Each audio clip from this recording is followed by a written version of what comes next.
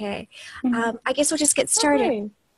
Okay, so we Okay. are super excited to be speaking with Serena. Serena is also working in mental health in Germany, and she's going to give you a brief introduction of her background in just a moment. But this is a continuation of our mental health, staying healthy series in our We Are World Schoolers Facebook group.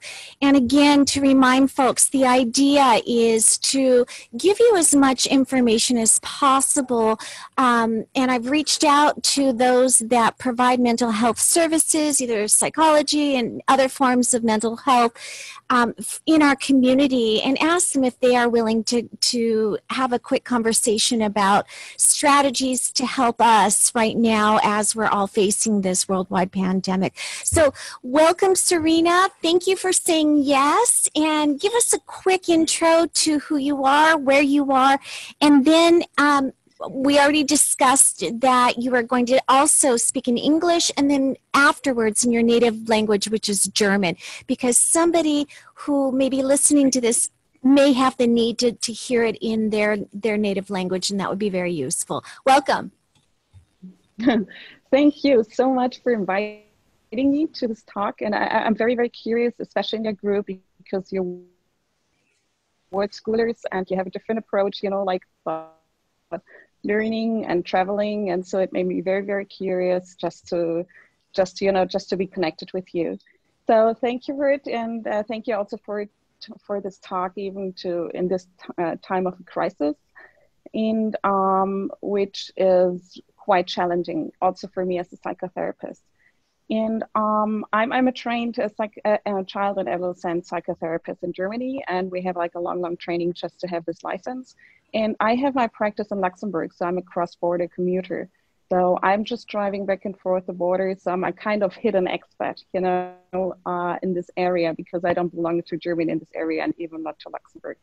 So I work mainly with expats and internationals in my private practice, and with children, adolescents, and also parents, adults, individuals who just want to have a talk at my private practice. I'm also working online as well, but I'm just launching my activities, since like 2 months ago. So it's like gradually just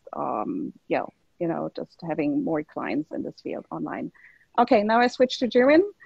Ja, hallo alle zusammen. Ich bin Psychotherapeutin in Deutschland und Kinder- und Jugendlichenpsychotherapeutin. Ich bin dort ausgebildet. Ich wohne in Trier in der Grenzregion zu Luxemburg und habe in Luxemburg selber meine Praxis für Kinder, Jugendliche und auch Erwachsene. Dort bin ich für alle Altersgruppen zugelassen.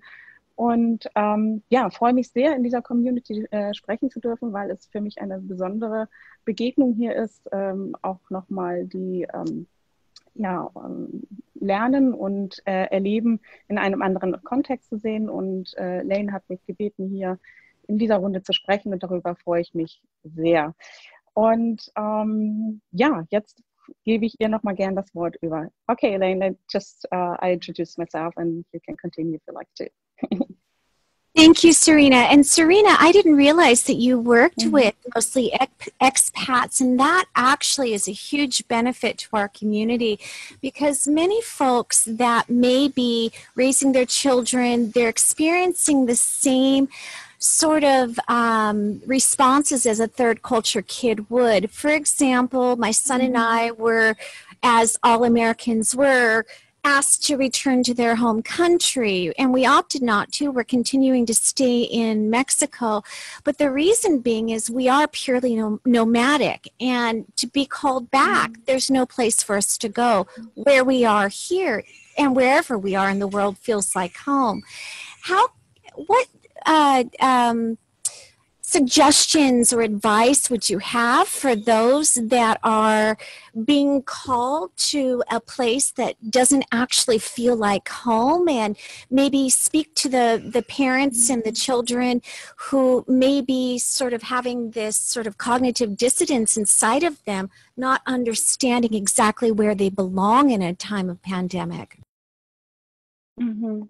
It's a very important question, and I also experience in my private practice in Luxembourg, they're, you know, like TCK kids or internationals, they're sometimes in specific stages of development, they're struggling with some vulnerable times, you know, because they're just looking for, you know, the way how can they identify themselves with the area where they live right now, or even how they can, you know, how they are as a third culture kid, because they're not their parents, you know, they're not their parents' culture.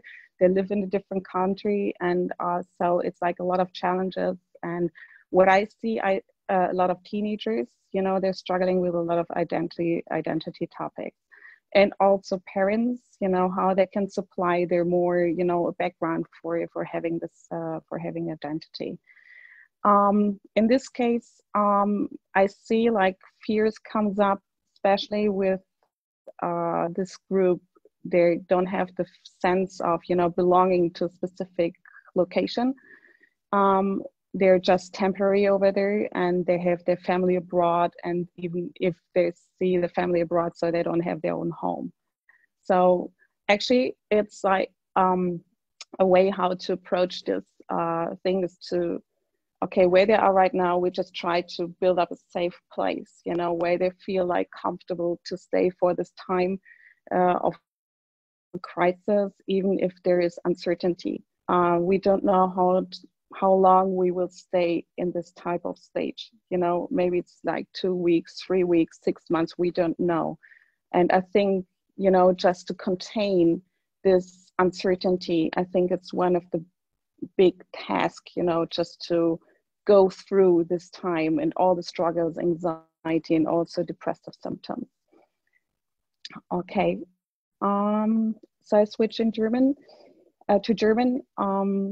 Ich habe gerade über das Leben gerade in einer Expat-Familie oder beziehungsweise als jemand, der ein sogenanntes drittes Kulturkind ist, wenn man das so schön übersetzt, lebt, welche Identitätsthemen dann auch gerade hochkommen, weil man als Kind in dieser Situation nicht in einer Kultur eingebunden ist. Das heißt, man ist lokal nur temporär unterwegs für einen bestimmten Zeitraum, den man sich vorgenommen hat, und jetzt sitzt man an einem Ort fest, der nicht der eigene ist, und auch nicht der Ort, wo man herkommt, ist ja auch nicht der Ort, wo man sich angebunden fühlt.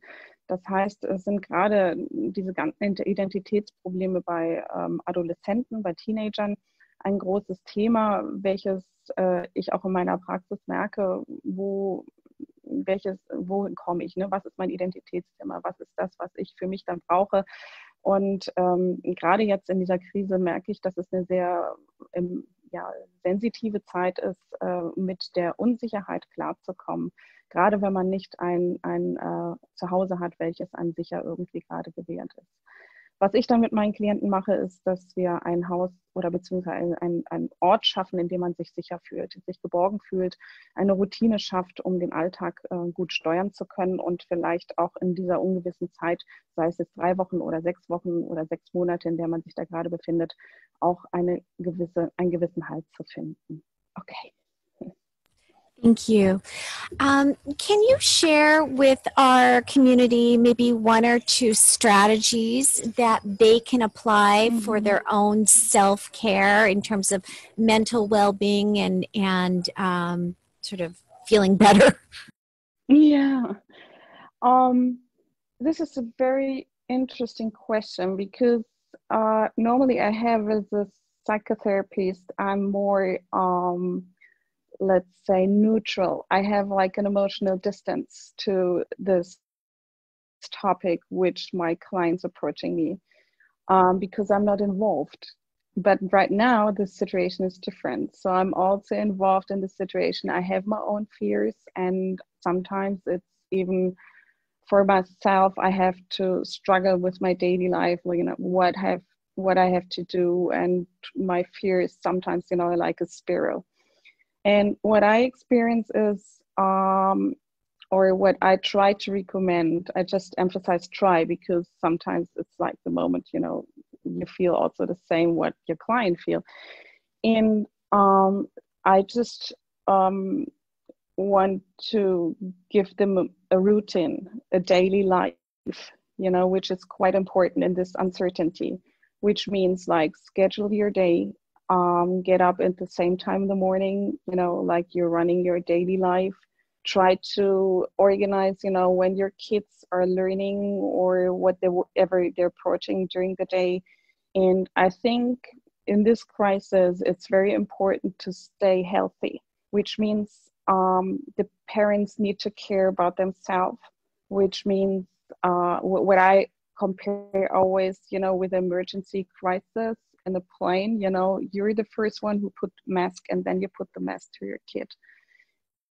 And I just try to work with those pictures, which means like you have to do a lot of self-care, self-compassion for this moment, and just go through this time, organize yourself, do physical exercise as much as you can or as much as it's possible, eat well, take your time for cooking, and learn things, do things for your cognitive functioning. I think it's quite important because then our limbic system is not in emergency so much. You're just distracting yourself in a positive way. So that's why I just recommend a lot of times, you need like something reliable during the day. And this is like a daily agenda, which you are planning with your family together. Involve your kids with it.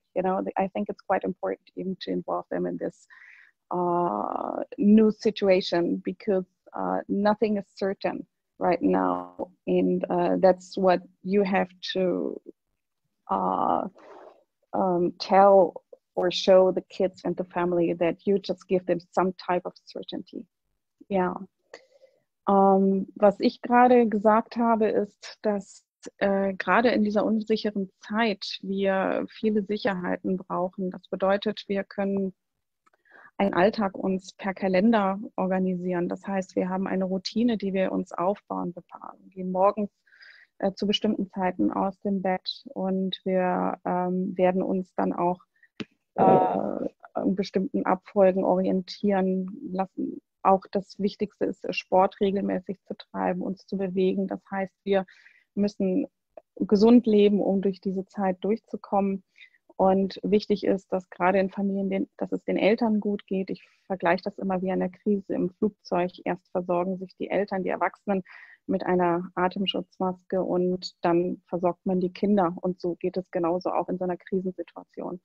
Was wichtig ist, auch sich viel Zeit für Essen zu nehmen, für auch Lerninhalte. Das heißt, lernen viel. Wir müssen unser Gehirn beschäftigen, ohne dass wir unser Angstsystem oder unser Sorgensystem letztendlich hochfährt. Das ist eine ganz wichtige Eigenschaft, um diesen Tag zu bewältigen. Ja, überwältigend ist er auch noch auf der anderen Seite. Ja, ich gebe jetzt gerne an Lane weiter. Okay.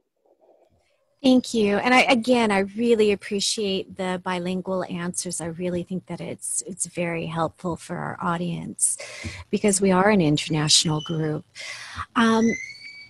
What would you say? So what you just explained is basically how parents can maintain a sense of sort of routine and a sense of sort of, moving through this day by day.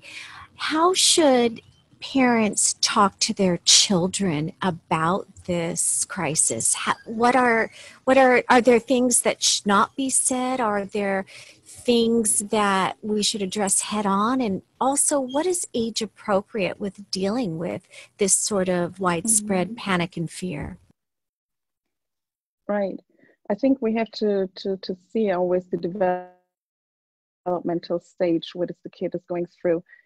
I think mostly the parents have to talk to the kids very honestly.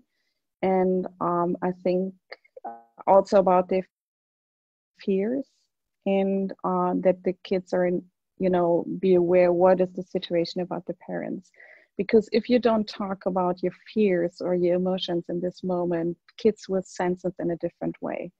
And let's say young age kids, if they feel there is something emotional with the parents, but they can't explain it, then they transform those feelings in their fantasy, which means like they have maybe dreams, they fantasize creatures, monsters, whatever it is, it's something which is not what they can't grab, which is not concrete. So they're just making their own type of fantasy out of. So in this case, I just prefer or just encourage the parents always to talk with the kids about it. And anxiety or fears goes through a developmental stage, which means in a very young age, they have like more fears about monsters, creatures, things, or maybe sitting underneath the bed, a tiger or whatever it is, So it goes through that even like kids are getting more fears with 9 or 10 years about health issues and also some other things. Also about environmental issues, which comes up with 12 or 13 years, social fear. And so we see like it's going through a developmental stage. And I think like kids in a very young age, they don't understand the whole complex system of a virus, because it's invisible. The virus is invisible. They even can't make it concrete. So I just encourage also parents, just draw the virus, however it looks like, make it very concrete, make it as a symbol that they just try to understand, what is it? For some kids, it's maybe a monster. For some, it's, funny face, whatever it is, or you sculpt it with, some mud or whatever you would, the fantasy, it doesn't have any limits.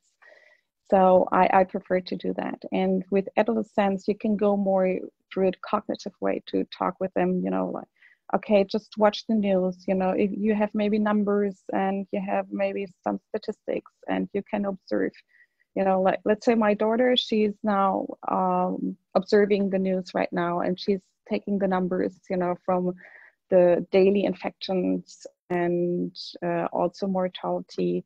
So she's making her own statistic right now. See, she's 13. So for them, it's like a better way to cope with. It's like a reality check, which is always good to do that. Mm-hmm. Yeah. So, okay, in Deutsch. I almost forgot. So, was ich gesagt habe, ist, es geht um eine altersgemäße Vermittlung über die Angst, über das Thema. Und da müssen wir selbstverständlich auf das Thema der Kinder eingehen, wie sie die Angst und beziehungsweise die Themen verarbeiten können. Ich habe gesagt, auch dass Kinder beispielsweise nicht die Komplexität verarbeiten können, die jetzt gerade vor sich geht. Es ist generell auch für uns Erwachsenen schwer zu erfassen. Das Virus ist unsichtbar, wir werden es nicht sehen. Und von daher ist es zum Beispiel sinnvoll, den Kindern ein konkretes Symbol darüber zu geben. Ne? Man kann es malen, man kann einen Namen benennen, man kann irgendetwas darüber entwickeln lassen und auch die Fantasie freien Lauf lassen, um diese Dinge nachvollziehen zu können. Für Teenager empfehle ich lieber mit konkreten Zahlen umzugehen, zu sagen, gut, beobachtet die Nachrichten, ne? Wie viele Infektionszahlen gibt es, wie können wir das in eine Statistik vielleicht zusammenfassen, damit die Kinder das oder die Jugendlichen das für sich mehr konkret nachvollziehen können. Angst geht unterschiedlichen Stadien durch. Das heißt, die Kinder haben oft Fantasien am Anfang von Monstern, von kleinen Kreaturen, die vielleicht unter dem Bett leben, was dann später weitergeht zu einer eher konkreten Angst vor bestimmten Gegenständen, vor bestimmten Situationen, Spritzen beispielsweise. Oder später geht es dann auch zu Naturkatastrophen. Das ist dann eher so ab 9, 10 Jahren alt, wo die Kinder dann Schwierigkeiten haben oder beziehungsweise Ängste entwickeln. Wichtig ist auch, dass Eltern immer offen mit ihren Kindern über das Thema reden, natürlich altersgemäß. Wenn die eigenen Ängste auch der Eltern nicht benannt werden, werden Kinder das möglicherweise mit Fantasie ausmalen. Und das erzeugt dann vielleicht auch nochmal eine andere Form der Angst der Kinder, welche dann für die Eltern manchmal auch schwer erklärbar ist, beziehungsweise diese dann auch irgendwie zu regulieren. Also von daher der Appell, Eltern, ihr könnt gerne mit euren Kindern drüber reden, natürlich altersangemessen, sodass sie es nachvollziehen können. Thank you for that. So for those world schoolers that are already prone to experiencing elevated levels of stress or anxiety, what would you say to them in terms of managing and maintenance of their anxiety levels? Mm-hmm. Okay, we have always a point that we reach, you know, when we see, okay, the anxiety goes, you know, towards a situation that it's affecting your whole daily life. You know, you can't engage in life as usual, and all those thoughts, you know, like it's like a spiral, you know, it's controlling your everyday life. So if you're reaching this point, you know, it's at least to think about, you know, maybe there is professional help needed, or you talk to someone who is very trustful and share your thoughts. But before you're reaching this point, I just always recommend that it's very important to share, you know, to share your emotions, your worries, you know, keep your connections, don't withdraw in your own room, apartment, wherever you are, and just write or talk to friends on video, on phone, however it goes, you know, like the best thing is just stay connected. And if you have worries, you know, like, okay, or if you have this emotional problems like anxiety or depression, you can inform also your best friends or family members, closest family members, that if they don't hear about you, you know, for a specific while, they contact you, you know, that you're not alone. This is the most important thing in the situation, that you don't feel alone. This because, well, let's say people who are very good connected, they have like a good protection, even not to have this, you know, go or have this edge, you know, going more to anxiety disorder or depression disorder. So it's very good to always to be connected. But if you're just reaching once this point, it's very, very important to talk with someone professional, or even to talk to your doctor, you know, someone who you feel trusted. Gerade jetzt habe ich gesprochen darüber, inwieweit die Angst und auch Depressionsprobleme oder generell auch die emotionalen Probleme einen bestimmten Punkt erreichen, wo sie den ganzen Alltag bewältigen, das heißt, oder beziehungsweise kontrollieren. Das heißt, es sind Gedanken werden kontrolliert oder halt auch den ganzen Ablauf des eigenen Alltages. Und wenn man in diese, ich nenne es auch Spirale reingekommen ist, ist es schon sinnvoll, eine professionelle Hilfe aufzusuchen. Was man davor machen kann, ist immer ganz wichtig, mit Freunden gut verbunden sein. Das heißt, immer wieder sozialen Kontakt pflegen. Jetzt gerade auch in dieser schwierigen Zeit über Video, über Facebook, über WhatsApp, all die ganzen zentralen Medien, die jetzt einem zur Verfügung stehen, immer wieder in Sozialkontakt zu treten. Auch über die Ängste und die Sorgen, die man hat, gerade mit den Personen, die man sehr vertrauenswürdig empfindet, immer gerne teilen, auch wenn die Scham manchmal groß ist. Auch sich sozusagen ein System fest zu organisieren, dass wenn man das Gefühl hat, die Angst könnte höher kommen und sich zurückzieht, dass dann die Freunde oder auch die Familie einen anruft, einen kontaktiert und einen wieder zurück ins Leben zu holen. Aber nochmal, wenn ein bestimmter Punkt dann erreicht ist, dass dann die emotionalen Schwierigkeiten den Alltag kontrollieren und überhand nehmen, in diesem Punkt sollte dann professionelle Hilfe wahrgenommen werden. Thank you for that. And you basically addressed how to deal with the feelings of isolation, and it's really through community. And that's what I've been saying, you know, for every video that I pop into our We Are World Schoolers group. That to me has really been like, let's stay connected, let's stay in community. That's going to help our sanity. I really appreciate that. When is it the right time to seek outside help? How do you know that you're in a state where I'm going to lose it? What's the gauge? How do you know that it's time to seek outside help? Mm-hmm. Mm-hmm. Let's say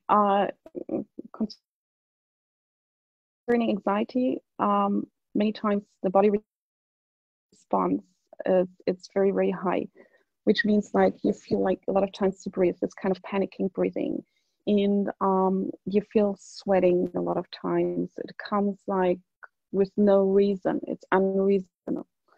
So you don't know how it is approaching you, and it's sometimes you don't feel like the trigger. Why is anxiety coming up in you? So you feel the bottom symptoms. Also, you feel like cognitively very narrowed. You feel that you can't concentrate, you can't cope with your daily life. Um, Sometimes also you have sleep disruptions. You can't sleep the whole night, and you just be awake for some hours, or you're just waking up with a high arousal, which means like you feel like your heart beating, or sometimes your problems they feel like they're huge, especially at night. You feel like, okay, I can't overcome them. So in this time, it's really very important to seek for professional help. Also, in terms of depressions, if you just have a change of appetite, and also of your self-confidence and self-esteem, well, I think that the most important sign is if you have, that's what I have to say always if I'm talking to clients, if there's something, you have suicide thoughts, sometimes it's coming up, hey, I have this suicide thoughts, and about, like you wish your life would have an end, or you have sometimes even concrete plans, or maybe you have your actions, then you really are in emergency and you have to look for professional help, which means go to the doctor or clinic which is nearby. Like not any online therapy can work in this situation, so it's better to look for local support in this situation. Ja. Lane hat mich gerade auch gefragt wegen der konkreten, an welchen Punkten merkt man, dass man professionelle Hilfe benötigt. Und ich fasse es zusammen, wenn wir sehen, unser Alltag kann sich nicht mehr so bewältigen lassen, wie man es normalerweise kriegt. Man fühlt sich vielleicht auch müde, träge, die Angst kontrolliert die Gedanken, man ist eingeengt, Körpersymptome machen sich bemerkbar, wie Zittern und auch die schnelle Atmung, auch in Form von Schlafproblemen oder Störungen können durchaus eine Schwierigkeit darstellen. Auch, dass manchmal die Probleme in der Nacht einem so groß erscheinen, dass man dann auch gar nicht mehr klarkommt mit dem Thema. Das ist auch eines oder der Appetit verändert sich unter der Anspannung, die gerade da ist. Also die Facetten sind vielseitig, und meine Erfahrung zeigt auch, dass in den meisten Fällen wissen die Klienten auch, wann es der Punkt ist, eine Veränderung für sich herbeizurufen. Wichtig ist in diesem Kontext zu sagen, dass gerade wenn suizidale Gedanken auftauchen, das Leben soll jetzt doch lieber ein Ende haben und man weiß nicht mehr weiter, man ist hilflos, dann oder auch die konkrete Gedanken oder Handlungen in einem aufkommen, dann bitte müssen die umliegenden Ärzte oder das Krankenhaus sofort aufgesucht werden. Da kann zum Beispiel Online-Therapie einem nicht weiterhelfen. Serena, thank you so much for your words. Do you have any final thoughts to leave our community with? Any words of wisdom or any encouragement that you'd like to leave as we consider all of the things that you've shared with us? Yeah, I'm always reframing my thoughts. Sometimes I have like what I experience, some negative thoughts, and you can reframe them in a positive way. So this is like a very, very important approach. Let's say this time is difficult right now and we are in the middle of a crisis. We can't see like everything through a dark tunnel. Or we can see, okay, maybe it's a time that we have changes and we can do it also in a positive way. Which means, on the other hand, also for your personal goals, maybe you feel like uncertainty, which means, okay, you can push the reset button and just to rethink, some emotions, some patterns in your daily life, some thoughts, whatever comes up, I think it's a chance to change some things and to have this perspective always in positive thinking.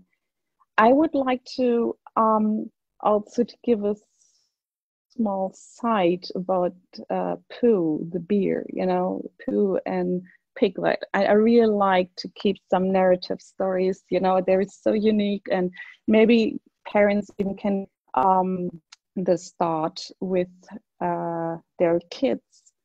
I just need to look for the site. I just copy it, and then I can share. And we could link that too. I think I love the Winnie the Pooh series. I love it. Yeah. It's so wise. There's so many wise sentences in it. It's full of it, and so I just really like that. And there's Pooh and Piglet. They're just walking together, and Pooh says to Piglet, "Promise me. You'll always remember, you're braver than you believe, and stronger than you seem, and smarter than you think." This is like overcoming, the anxiety, because Piglet is always, has a lot of fears. And although Piglet is so small, it can, overcome the situation. And it's a very strong personality. Okay. Ich habe jetzt gerade mit Pooh der Bär noch beenden in meinem Gespräch noch als letztes geblieben ist. Es geht darum, dass ich zunächst einmal das Zitat mit der Gruppe hier teilen will, das ich jetzt hier unten anfügen möchte. Ich habe jetzt leider nicht deutsche Übersetzung, aber was letztendlich dann am Ende vermittelt werden soll, ist, dass als wir denken, wir sind stärker, als wir angenommen werden, und wir sind auch klüger, als wir denken. Und das ist, glaube ich, der richtige Weg, um eigene Ängste und Befürchtungen zu überwinden. Das ist für mich die große Hoffnung in dieser Zeit. Und ich würde, dass gerade jetzt hier wir die negativen Gefühle, die manchmal hochkommen, wir auch in positive Gedanken transformieren können. Es ist der Tunnel, durch den wir durchlaufen, sondern wir können auch in eine vielleicht neue und veränderte Zukunft reinschauen, indem wir uns neue Ziele und neue Impulse setzen können. Und Veränderung bedeutet nicht immer gleich eine Hilflosigkeit, sondern wir können vielleicht auch was Neues aufbauen. Und das wäre mein Wunsch. Yeah. Thank you so much for this talk and this chance to talk here in this community. It was a pleasure to meet you, and yeah. I feel the same. I really appreciate you taking time out of your professional life and your personal life to support our community. Thank you so much, Serena. And when we post this in the Facebook page, I'm going to tag you so you can put your information if people want to reach out to you. Again, thank you from the bottom of my heart. Thank you. Thank you so much, and all keep connected. Okay. Indeed. Thank you. Thank you. Okay.